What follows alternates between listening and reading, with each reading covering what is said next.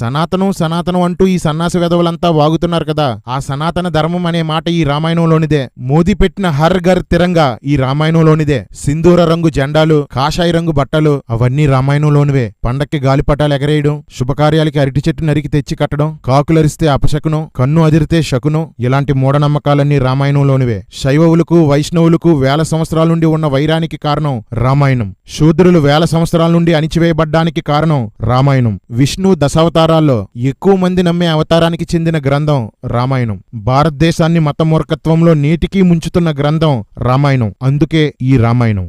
మళ్లీ రామాయణం ఎందుకు? రామాయణాన్ని వాల్మీకి రచించాడు, అదే మూల రామాయణం. ఈ రామాయణం తర్వాత ఆ కథని మధ్యలో నుండి కొందరు, రామాయణంలో నచ్చనివి తీసేసి కొందరు, రామాయణంలో పాత్రలు తీసుకొని వాటితో ఒక కథ రాసి కొందరు, రాముడి మీద ఉన్న భక్తితో రాముణ్ణి గొప్ప చేయడానికి కొందరు రకరకాల రామాయణాలు రాశారు. అవన్నీ వాల్మీకి రామాయణంలో నుండి ఎన్నో విషయాలు తీసేసి ఎన్నో కథలు కలిపేసి రాయబడ్డాయి. అలా 30కి పైగా రామాయణాలున్నాయి. అలా తులసి రామాయణం, కంబ రామాయణం, భాస్కర రామాయణం మొదలైన 30 రామాయణాలున్నాయి. ఇవన్నీ అసలు రామాయణాలు కాదు. మీరెంతకాలం చూసినా తీసిన సినిమాలన్నీ ఈ రామాయణాలే. వాల్మీకి రామాయణంలో సీత స్వయంవరం ఉండదు, రావణుడు స్వయంవరానికి రాడు, లక్ష్మణ రేఖ ఉండదు, శబరి ఎంగిలి తినిపించడం, శబరి నదిగా మారడం, రాముడికి లవకుశలకి యుద్ధం, ఇలాంటివి ఏవీ ఉండవు. బేపన్ భయ్య మీ పిలకని కామెంట్ చేస్తే ధర్నాకొస్తారు. సినిమాల్లో మిమ్మల్ని తక్కువ చేసి మాట్లాడితే రచ్చ చేస్తారు. పురాణాల్లో ఉన్న ఏదైనా వాటిని చిన్నగా మార్చి సినిమా తీస్తే ఆ సినిమా రిలీజ్ అవ్వకుండా ఆపేస్తారు. పూర్వం విడుదలైన రామాయణం సినిమా దగ్గర నుంచి త్వరలో విడుదల కాబోతున్న రామాయణ్ వరకు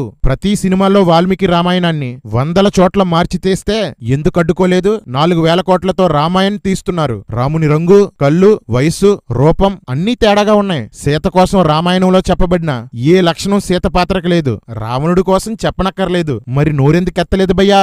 రామాయణంపై సినిమాలు వస్తే రామాయణం అనే కల్పిత కథను మన దేశం ఇంకా గుడ్డిగా నమ్ముతుంది. దేశం గుడ్డిదయ్యే కొద్దీ మీ బాపనోళ్ళు మన ఎత్తి మీదకెక్కి ఇంకా తొక్కొచ్చు. అంతే కదా? మీకు పురాణాలపై గౌరవం కాదు, బొంగు కాదు. మన దేశం మీరు సృష్టించిన దేవుళ్ళని నమ్మాలి. అందుకోసమే నోరెత్తుతారు, నోరు మూసుకుంటారు. దర్శకులు, రచయితలు, ప్రవచనకర్తలు, పంతుళ్ళు దాచేసిన నిజ రామాయణాన్ని నేను తీశాను. ఇది వాల్మీకి రామాయణం మీద వచ్చిన మొట్టమొదటి సినిమా, చివరి సినిమా కూడా ఇదే. ఎందుకంటే ఈ సినిమా చూశాక ఇక రామాయణం ఉండదు. మీరు చూస్తున్న ఈ రామాయణం సనాతన ధర్మం నోట్లో పోస్తున్న సైనైడ్, హిందూ నమ్మకాలకి సీటి కింద పెట్టిన అణుబాంబు, మతోన్మాదుల మాటలకు దుఃఖంతో రగిలిపోతున్న సాధారణ క్రైస్తవ విశ్వాసులకు ఆధారం.